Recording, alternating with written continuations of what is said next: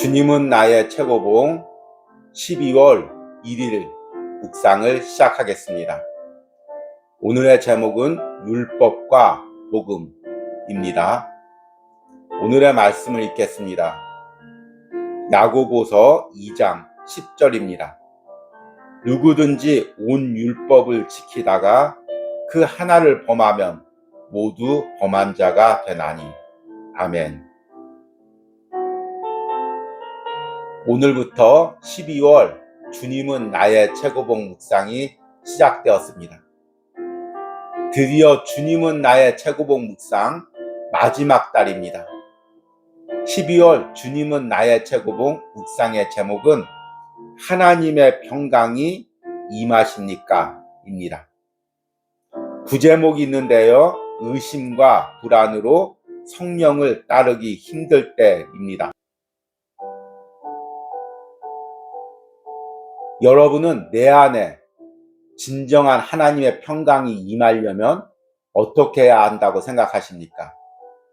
이 질문에 대한 답을 얻기 위해서는 반대로 질문해 보면 됩니다. 나는 왜 하나님의 평강을 누리지 못하고 있을까?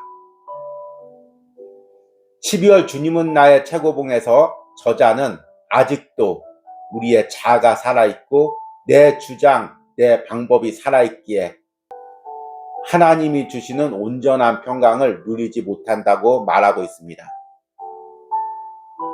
저와 함께 12월 한 달 동안 주님은 나의 최고봉을 묵상하며 여러분 10년 가운데 어떻게 하면 하나님이 주시는 진정한 평강이 있을지를 묵상하시고 또 그 평강을 누리시는 은혜가 있길 바랍니다. 오늘 묵상의 제목은 율법과 복음입니다. 여러분들은 율법을 어떻게 받아들입니까? 우리는 성경에 있는 율법을 접할 때마다 이 율법을 다 지켜야 된다고 생각합니다. 그리고 노력하면 다 지킬 수 있다고 생각합니다.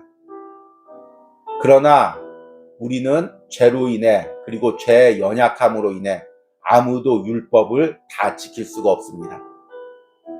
오늘 읽은 야고보서 2장 10절 말씀에 누구든지 온 율법을 지키다가 그 하나를 범하면 모두 범한 자가 되나니. 이 의미를 분명하기 위해선 그 뒤에 구절을 읽으면 됩니다. 간음하지 말라 하신 이가 또한 살인하지 말라 하셨은즉 내가 비록 간음하지 아니하여도 살인하면 율법을 범한 자가 되느니라. 율법의 여러 가지 조항들을 열심히 지키다가 그중 하나를 어기면 다 어긴 것이 된다는 것입니다. 그래서 이 세상에 율법을 지킬 수 있는 사람은 아무도 없다는 것입니다. 그러면 하나님께서는 지키지도 못할 율법을 왜 주셨을까요? 그것은 율법을 지키려고 노력하다가 지킬 수 없는 내 자신의 한계를 발견하는 것입니다. 내 안에 죄가 있어서 그 죄로 인한 연약함이 있어서 아무리 몸부림쳐도 하나님 말씀대로 살 수가 없는 내 자신을 발견하고 예수님의 십자가 앞에 나오라는 이야기입니다. 제 이야기가 아닙니다. 로마서 3장 20절에 이렇게 기록되어 있습니다. 그러므로 율법의 행위로는 그의 앞에 의롭다 하심을 얻을 육체가 없나니 율법으로는 죄를 깨달음이니라.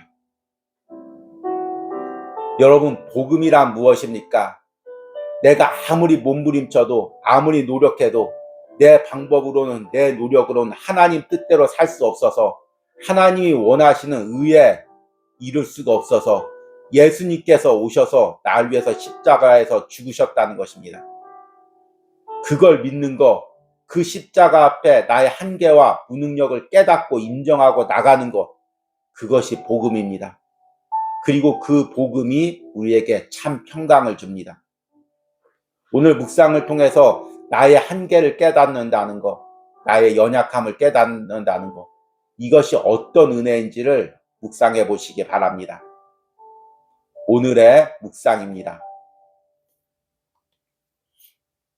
율법, 도덕법은 우리 인간의 연약함을 조금도 고려하지 않습니다.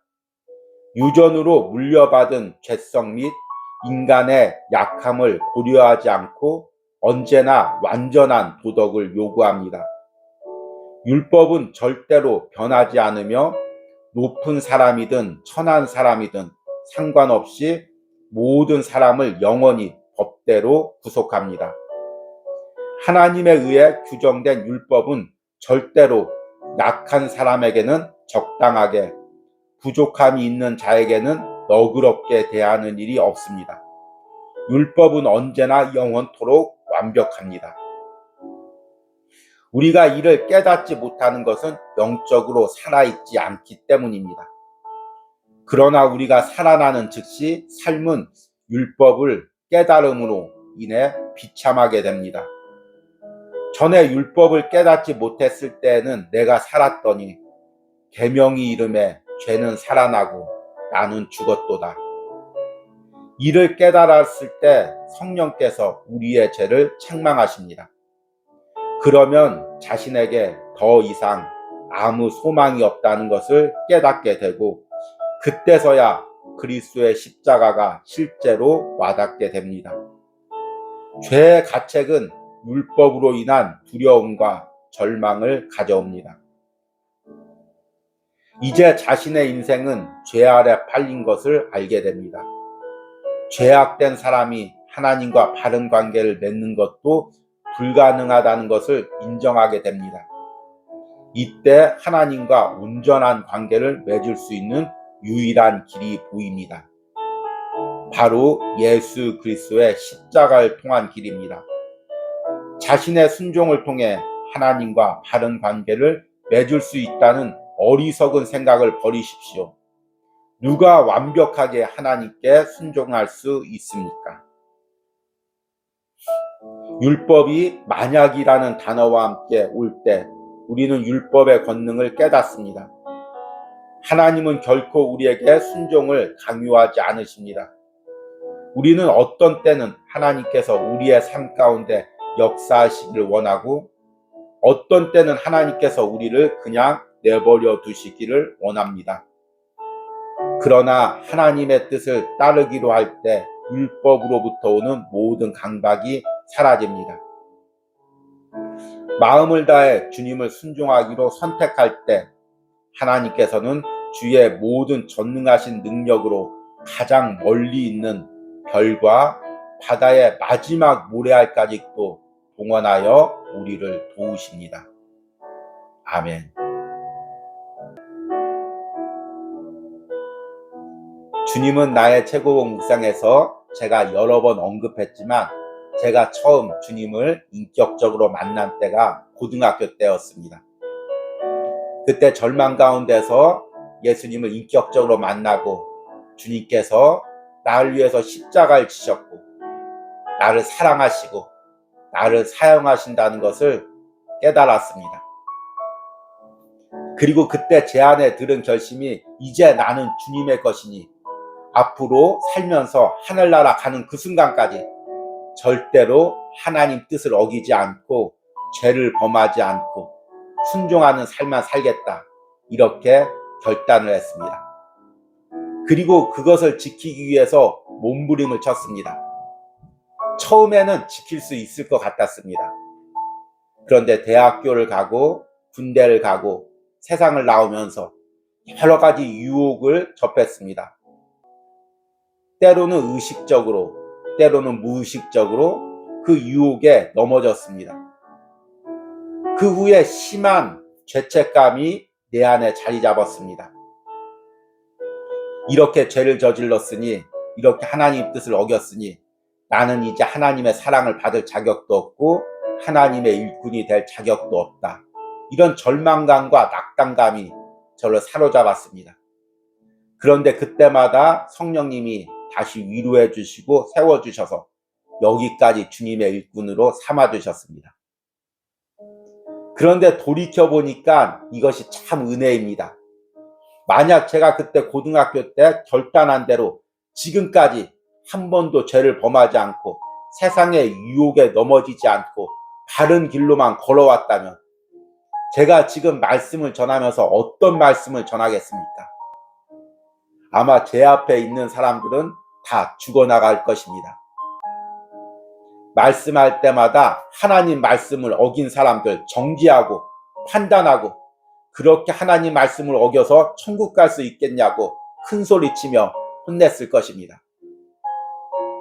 그런데 인간의 노력으로 하나님 앞에 설 수 없는 연약함을 발견했기에 함께 하나님 앞에 그 연약함을 고백하며 날마다 은혜를 구하는 말씀을 전하고 있습니다. 여러분, 하나님 앞에 나의 무능력함, 나의 한계를 발견하는 것, 이것이 은혜입니다. 복음 앞에 선다는 것, 십자가의 은혜를 깨닫는다는 것, 바로 이것입니다. 그럼에도 불구하고 유대인들은 율법을 통해서 하나님 앞에 완전해지려고 했습니다.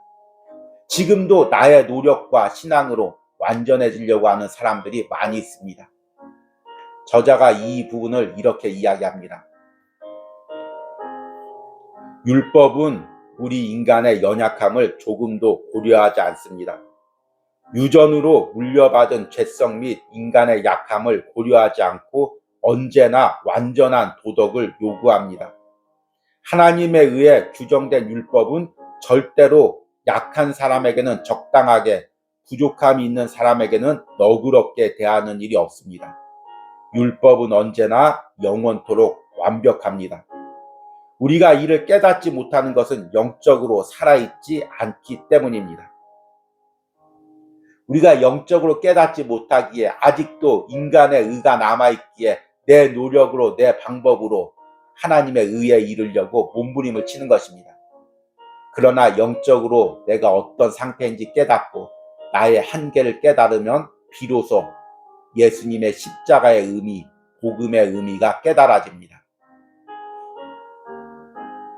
그러나 우리가 살아나는 즉시 삶은 율법을 깨달음으로 인해 비참하게 됩니다. 그러면 자신에게 더 이상 아무 소망이 없다는 것을 깨닫게 되고 그때서야 그리스도의 십자가가 실제로 와닿게 됩니다. 이때 하나님과 온전한 관계를 맺을 수 있는 유일한 길이 보입니다. 바로 예수 그리스도의 십자가를 통한 길입니다. 자신의 순종을 통해 하나님과 바른 관계를 맺을 수 있다는 어리석은 생각을 버리십시오. 누가 완벽하게 하나님께 순종할 수 있겠습니까? 누가 완벽하게 하나님께 순종할 수 있겠습니까? 아직도 내 노력으로, 내 방법으로 완벽하게 순종하고 완벽하게 주의 일을 하려고 한다면 나는 아직도 율법에 매인 사람입니다. 복음의 의미를 깨닫지 못한 사람입니다. 그러기 하나님께서 사랑하는 자마다 절망을 경험하게 하십니다. 자신의 한계를 깨닫게 하십니다. 내 노력으로 안 된다는 것을 깨닫게 하십니다. 그리고 주님 앞에 나오게 하십니다. 그러면 그때서야 하나님께서 성령을 통해 하나님께 순종할 수 있도록 우리에게 은혜를 주십니다. 오늘 묵상의 마지막 부분에 저자가 이렇게 이야기합니다. 마음을 다해 주님을 순종하기로 선택할 때 하나님께서는 주의 모든 전능하신 능력으로 가장 멀리 있는 별과 바다의 마지막 모래알까지도 동원하여 우리를 도우십니다. 아멘. 여러분, 2022년 마지막 달이 시작됐습니다. 1년 동안도 열심히 사셨습니까? 내 노력으로, 내 방법으로 살아보려고 몸부림쳤습니까? 그래서 어떻게 뜻대로 되셨습니까? 아니면 매번 좌절을 경험하고 한계를 경험했습니까? 그런데 그 좌절과 한계가 은혜입니다. 그 좌절과 한계를 가지고 예수님의 십자가 앞에 나오시기 바랍니다. 내가 좌절할 수밖에 없기에, 한계를 느낄 수밖에 없기에 주님이 날 위해서 십자가에서 죽으신 것입니다. 그 은혜로 나오실 때 여러분들에게 놀라운 회복과 십자가의 능력이 임할 것입니다. 이런 은혜가 오늘 주님은 나의 최고봉을 묵상하는 여러분들의 심령에 있기를 소망합니다. 오늘의 적용 질문입니다. 지금까지 내 힘으로 말씀을 지키고 주의 일을 감당하려고 했던 부분은 무엇입니까? 이 과정에서 깨달은 나의 한계는 무엇입니까? 나의 한계를 가지고 오늘 십자가 앞에 서시는 은혜가 있기를 바랍니다. 우리 기도하겠습니다. 그러므로 율법의 행위로 그의 앞에 의롭다 하심을 얻을 육체가 없나니 율법으로는 죄를 깨달음이니라. 주님, 율법을 지키면 지킬수록 하나님 말씀에 내 노력으로 순종하려면 순종할수록 깨닫는 것은 나의 죄성과 연약함 뿐입니다. 나는 매 순간 나의 한계를 발견합니다. 내 힘으로 하나님 말씀대로 살 수 없고 내 힘으로 주님의 일도 할 수 없는 나의 연약함과 한계를 발견합니다. 내가 날마다 그 발견한 나의 연약함과 한계를 가지고 주님의 십자가 앞에 나갑니다. 내가 부족하기에, 내가 연약하기에 날 위해서 이 땅에 오셔서 십자가에서 죽으신 그분 앞으로 나갑니다. 주님, 그 십자가 앞에서 다시금 내가 은혜를 누리게 하시고 다시금 회복을 누리게 하시고 순종할 수 있는 은혜를 받게 하여 주시옵소서. 예수님의 이름으로 기도했습니다. 아멘.